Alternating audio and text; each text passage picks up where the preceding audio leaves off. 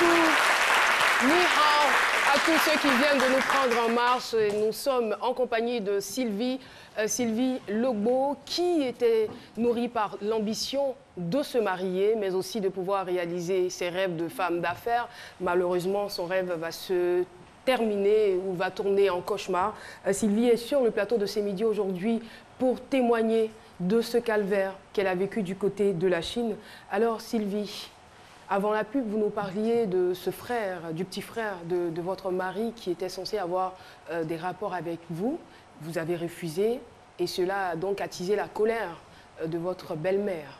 Oui. Et aussi de votre mari qui, lui, avait complètement sombré dans l'alcool. Oui. Donc, ma belle-mère m'a demandé de coucher avec mon beau-frère. Quand j'ai refusé, elle s'est opposée. En disant, moi, je dis non, disons, ces enfants sont malades. J'ai dit, l'autre fils est malade, c'est que l'autre aussi est malade. Parce qu'il ne veut pas coucher avec lui. Vous avez dit à votre belle-mère que votre mari était malade? Oui, parce que j'ai dit non, quelqu'un qui consomme l'alcool, qui vient rendre sur moi, c'est qu'il est dérangé. Et s'il n'est pas dérangé, il ne peut pas faire ça. Et lorsqu'on échangeait, vous nous avez aussi parlé d'une douleur que vous avez eue au niveau du ventre pendant les rapports. Oui, quand je suis arrivée là-bas, quand je couchais avec mon mari, à chaque fois j'avais des douleurs au niveau du ventre. Le premier rapport, j'ai eu des douleurs. Ma belle-mère, mon beau-père, ils m'envoient même à l'hôpital. Sauf que tout ce qui était analyse, test, tout. Du nom, c'est d'après eux, qu'on est parti viral. J'ai mangé la nourriture, je n'ai pas bien digéré. J'ai dit ok. Donc plusieurs fois, ça s'est répété.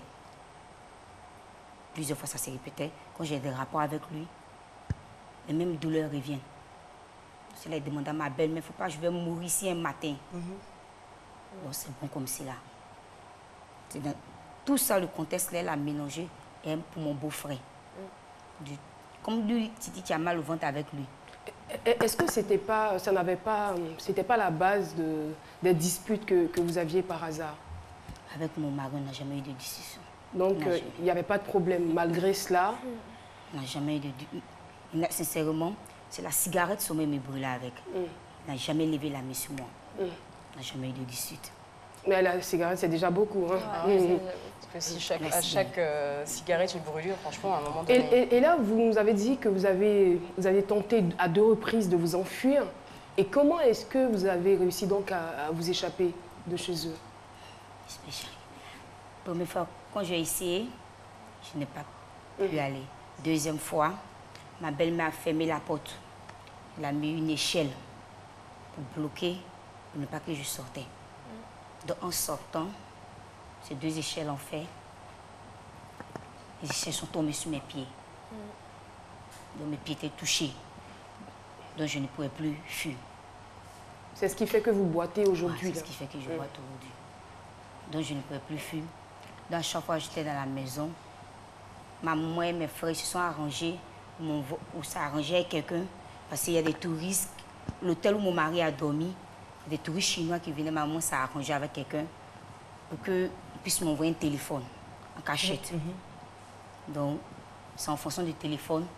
Je faisais donc, j'étais dans la maison, à chaque fois je pleure, je ne mangeais pas, m'a privé de tout. Mais lorsque vous avez eu cet accident, avez-vous été soigné ou pas? Elle a fait les premiers soins.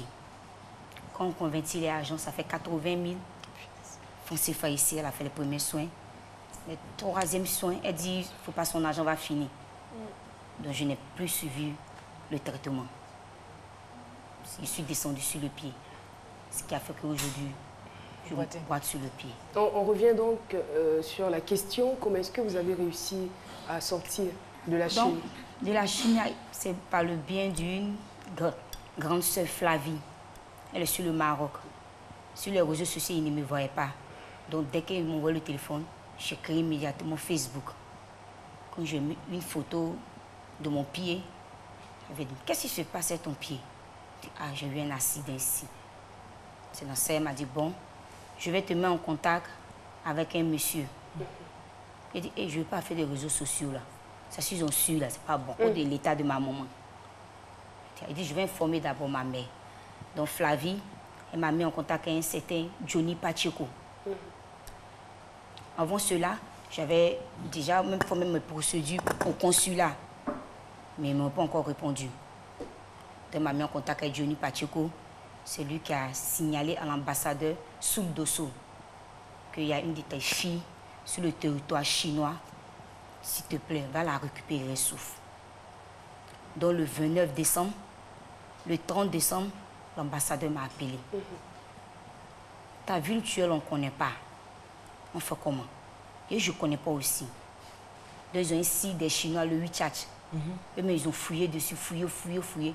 Ils ont vu le nom de la cité qui n'est pas loin du village où je suis. Donc, ils ont retrouvé, mais ils ont fait les enquêtes en cachette pour ne pas que ma belle famille savait. Parce que d'ici, ma belle famille, c'est ma vie en danger. Un peu, ils ont fait les en cachette. Un mardi, l'ambassadeur m'a appelé pour dire il y a 2 de mes diplomates, une traductrice chinoise qui viennent te chercher. Oublie tout ce qui est là-bas, ils viennent te chercher. Donc ils sont venus, la police a signalé ma belle famille. C'était déjà trop tard. Quand ils sont arrivés, ma belle famille a résisté un peu. Elle ne bouge pas. Elle va passer, c'est ça. Le billet d'avion, les trucs qu'on a payé, les billets d'avion. On a envoyé sa maman ici, elle-même, elle est venue ici rembourser. Le diplomate dit on n'est pas venu pour ça. Ceux qui ne veulent pas ça, ça va arriver au loin. C'est ainsi de suite. Ils m'ont récupéré. L'état que j'étais, quand je partais, le policier, il m'a vu dedans. Puis l'état que les diplomates m'ont trouvé dedans, c'était pas bon pour eux. Le policier a appelé mon beau-père au dehors. Laissez-les va partir. C'est un mardi, le 4 janvier, le 5 janvier au milieu. C'est là l'ambassade allait me chercher. Ils ont payé mon billet. Il a fait au moins 4 jours même à l'ambassade parce qu'ils ne me sentaient pas bien. Ils me retrouvaient. Le temps de aller au visa était tellement... C'est dans ça. En tout cas, on remercie toutes les personnes, tous les acteurs qui ont été à la base de votre extradition. Mais en même temps, la question que j'ai envie de vous poser, c'est vrai, c'était vraiment douloureux, tout ce que vous avez vécu. Vous êtes venu en Côte d'Ivoire. Que devient votre vie, Sylvie? La vie continue. Tu sais, dans la vie, si Dieu t'a pas retiré le sou des vies, il faut lui dire merci.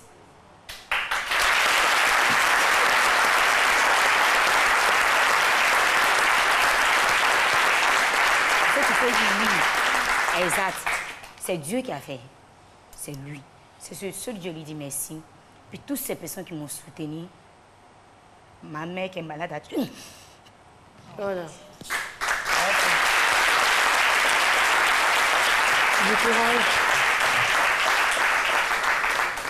Ma mère qui est malade actuellement. C'est toutes ces personnes, puis des connaissances, c'est eux qui ont fait aujourd'hui. La vie continue. C'est une leçon. C'est une leçon de la vie. Tu ne dis pas non, comme je suis quitté dedans aujourd'hui, je veux m'habituer sur mon sort. Non. La vie continue. Tant qu'il y a le sou des vies, il y a la santé, Dieu va me donner plus grand encore que ça. Amen.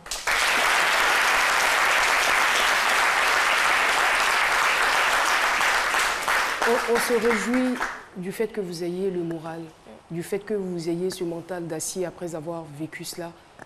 Mais en même temps, il y a des jeunes filles qui vous regardent. Il y a forcément certaines qui sont prêtes à tenter ce genre d'aventure.